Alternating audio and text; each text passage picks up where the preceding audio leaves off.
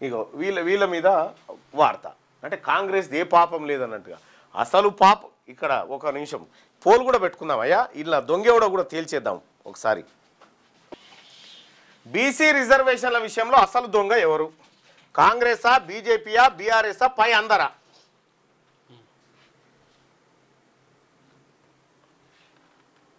ఏ బీసీలలో ఎవడు అడుగుతాడా వాళ్ళకు పదవి వారేస్తే పడి ఉంటారనేది రేవంత్ రెడ్డి ఆలోచన మీరు రాసి పెట్టుకోండి రేవంత్ రెడ్డి గారు నా అంతరాత్మ సాక్షిగా చెప్తా ఉన్నా నువ్వు బీసీలకు చేస్తున్నటువంటి అన్యాయం ఏదైతే ఉందో దీన్ని ఎట్టి పరిస్థితిలో ఉపేక్షించడానికి సిద్ధంగా లేం బీసీలం ఉపేక్షించం కూడా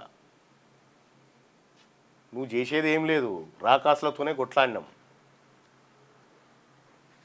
బీసీ రిజర్వేషన్ల విషయంలో అసలు దొంగ ఎవరు నువ్వు బీసీలకు మోసం చేస్తే మనకు వార్ స్టార్ట్ అయినట్టే ఇక ఇంకొకటి లేనే లేదు ఇక బీసీ రిజర్వేషన్ల విషయంలో అసలు దొంగ ఎవరు కాంగ్రెసా బీజేపీ బీఆర్ఎస్ఆ పై అందరా వాస్తవానికి ఇందులో పేర్లు పెట్టాల్సిందే నేను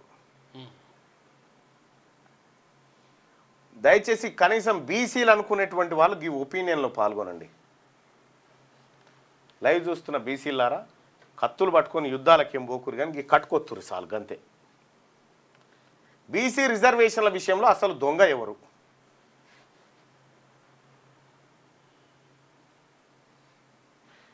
నెక్స్ట్ 100 years అధికారం ఓసీలదే జై జై ఓసీ అట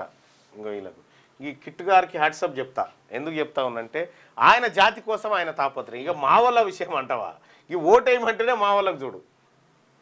రైట్